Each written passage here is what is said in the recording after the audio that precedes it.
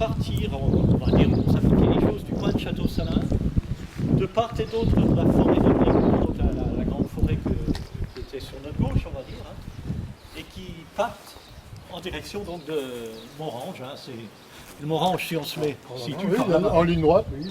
Voilà. Et à partir du 19 au matin, il y a des Français qui arrivent ici. Il y a même, alors il y a des témoignages hein, qu'on a très précis là-dessus. Alors naturellement, quand on a plein de témoignages, il faut un peu arrondir les angles, mais on arrive à, ils se recoupent très bien. Donc, ce qu'ils appellent le champ des chiens, c'est un terrain qui se trouve en haut sur la grande route, parce que le banc de Dalin, il va jusqu'à la grande route, si vous voulez, tout en haut, et même de l'autre côté. Et là-bas, donc, on sait qu'il y a une attaque, qu'il y a un contact, on va dire, entre les Français et les Allemands. Il va y avoir quelques tués. Mais les Français vont donc avancer. Les gens de Dalin, évidemment, vont, j'allais dire, leur faire la fête, plus ou moins, puisque ce sont des libérateurs. Hein. Alors on raconte aussi que dans la mairie que vous avez là-bas, alors c'était, sur les vieilles cartes, on voit, c'était marqué Schul und Gemeindehaus, hein, la maison d'école et de la commune, et la maison de la mairie et de l'école. Et les Français, en arrivant, il y avait encore le portrait du Guillaume II. Ils l'ont attrapé, ils l'ont foutu dans le tas de fumier.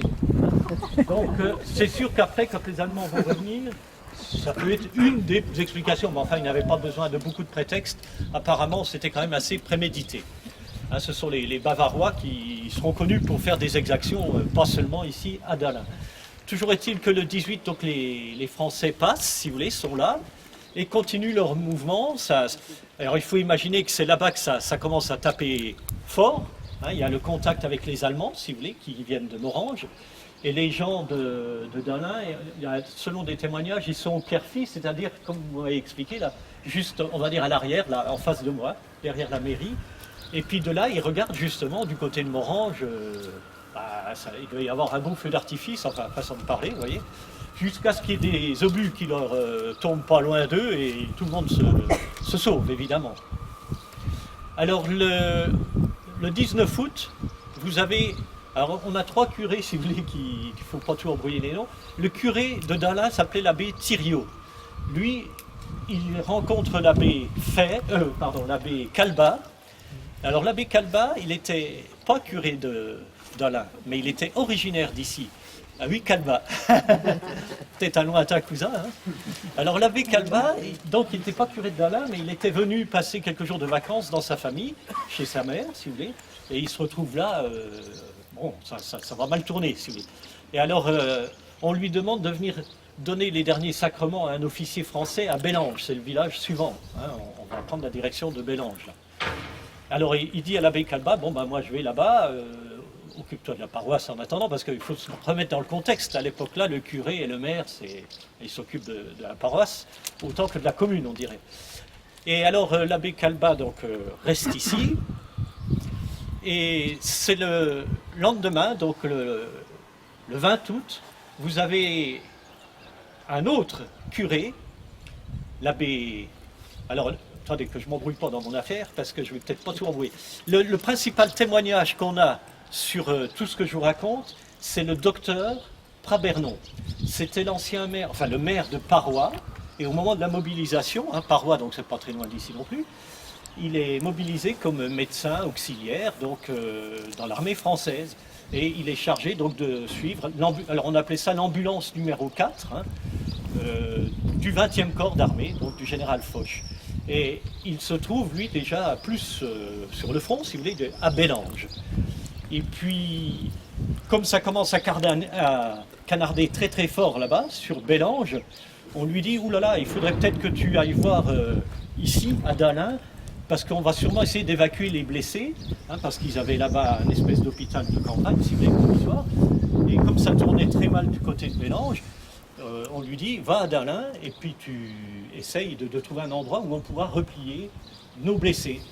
Lui, il revient en vélo jusqu'ici, mais à peine il est passé, si vous voulez, il y avait déjà des obus qui tombaient un peu partout, il est complètement coupé de son ambulance, si vous voulez, il se retrouve ici, et il va réquisitionner la mairie école, si vous voulez, là, et il va en faire un hôpital de campagne. Alors les gens de Dalin avaient déjà ramené des lits, on avait mis le drapeau de la Croix-Rouge, vous voyez, et il va faire son PC, j'allais dire, là-dedans.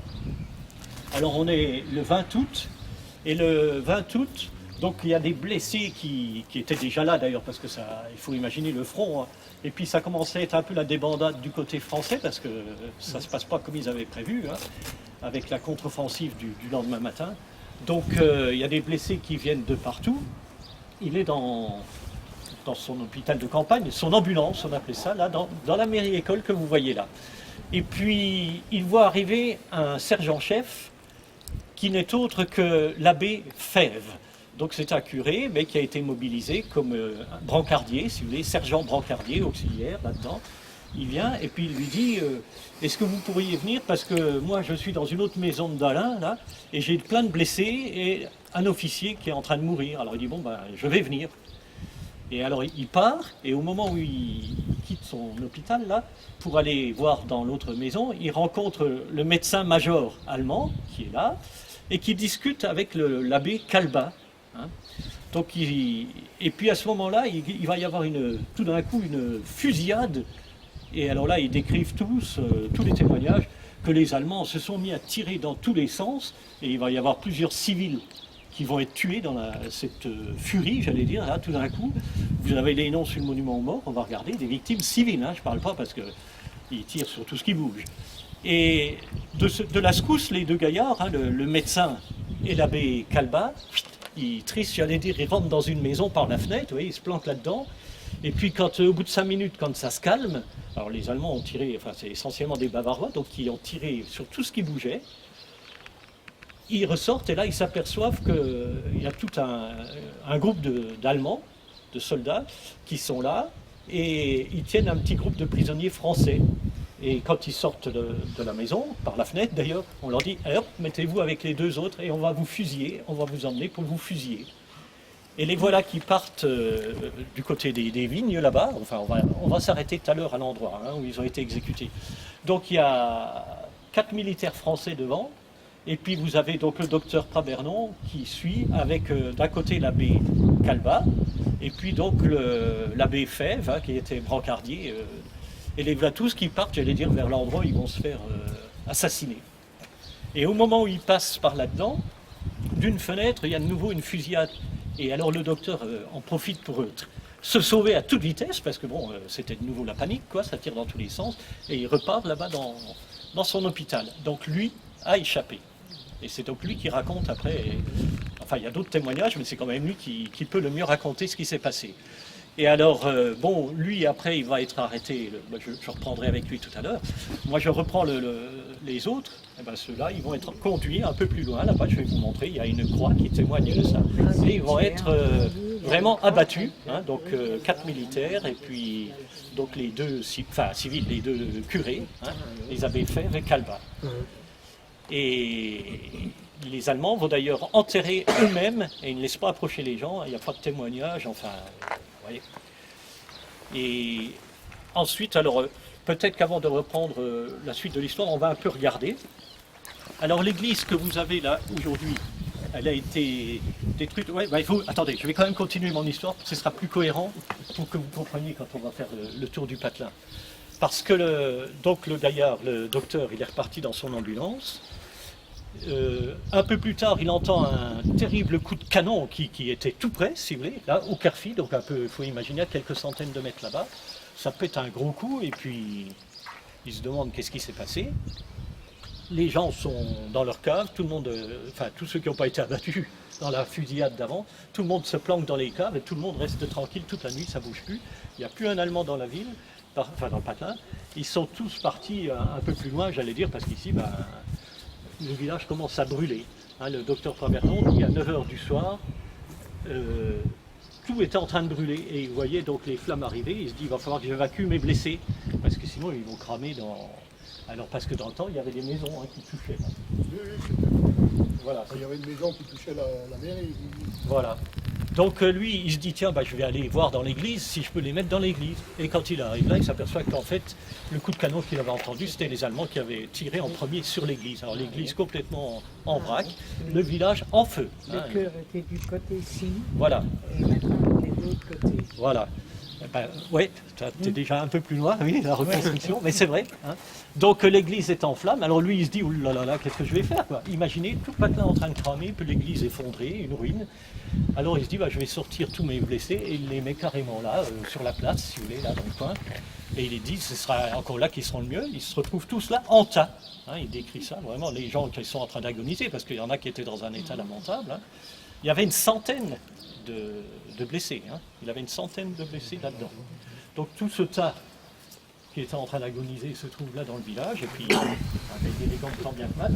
Et le lendemain matin, donc le 21 août, il faisait à peine jour, là les Allemands qui reviennent. Alors les Allemands arrivent, et alors là c'est baïonnette au canon, ils demandent au médecin-major, enfin au médecin de Prabernon, là, ils lui disent, hein, viens ici, lève les bras, alors il vient, et bon, il l'attrape à coups de crosse et tout, enfin, ils reviennent ici au milieu des blessés, ils demandent à tous les blessés de lever les bras, même ceux qui tiennent plus leurs ordres, vous voyez, enfin, tout le monde est... Enfin, c'est assez terrible, disons, comme accueil, vous voyez.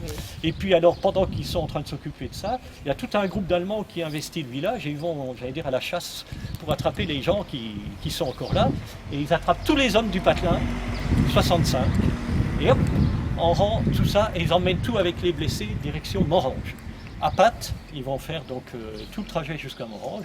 On va les mettre d'abord dans une caserne, après dans un camp de prisonniers. Et alors les hommes vont être détenus, hein, vont être amenés à Deux Ponts, Zweibrücken là-bas, et ils vont être détenus pendant plus d'1 an, hein, là-bas. Et après ils seront relâchés un peu au compte-gouttes parce qu'il va y avoir des interrogatoires, ils vont être jugés, tout ça.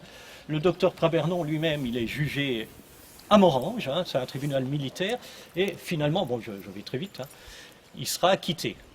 Donc ce qui nous permet justement d'avoir son témoignage. Alors vous voyez ce qui s'est passé, donc il y a eu une fusillade, plein de civils qui ont été tués, les militaires n'en parlons pas, évidemment, dès qu'ils voyaient un militaire, ça tirait dans tous les sens.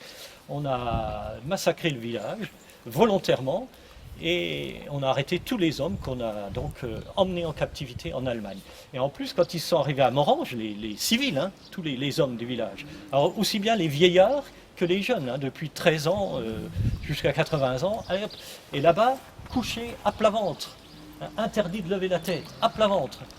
Et dès qu'il y en a un qui levait la tête, il était menacé d'être fusillé. Alors les témoignages, hein, il raconte, là, le docteur, parce qu'il était là, que les Allemands en plus s'amusaient à leur tirer les oreilles, quoi. Et s'ils décollaient la tête, un coup de crosse, vous voyez. Enfin, c'était assez sauvage ce qui s'est passé. Et on retrouve ces mêmes témoignages, hein, pour d'autres, à Nomny, à Gerbévillers ou ailleurs. Hein. Et naturellement, ils essayent de dire, oui, mais c'est, par exemple, le docteur Prabernon, il avait été accusé, alors d'une part d'avoir abrité dans son hôpital des soldats français qui ont tiré sur les Allemands, ils l'ont accusé d'avoir fait installer une mitrailleuse dans le clocher, alors que c'était pas vrai du tout, et d'avoir fait tirer. Il l'avait même accusé d'avoir tué lui-même un général allemand. Alors qu'il n'y avait même pas, enfin je veux dire, d'ailleurs le procès après, il sera acquitté, quoi. Il n'y avait rien du tout, c'était simplement, il fallait trouver des prétextes. Alors, et ça, ils ont fait ce coup-là, j'allais dire, un peu partout. Hein. C'est-à-dire qu'ils disaient, ouais, mais c'est les Français qui nous ont tiré dessus, c'est pour ça qu'on a dû se défendre, et c'est pas vrai du tout. C'était vraiment une façon un peu sauvage. Et d'ailleurs, après, il y a eu... Tout ça, ça s'est su dans la presse française, je veux dire, hein, on racontait les exactions, parce que bon, il y a quand même quelques-uns qui ont réchappé et qui ont témoigné de ce qui s'était passé. Alors,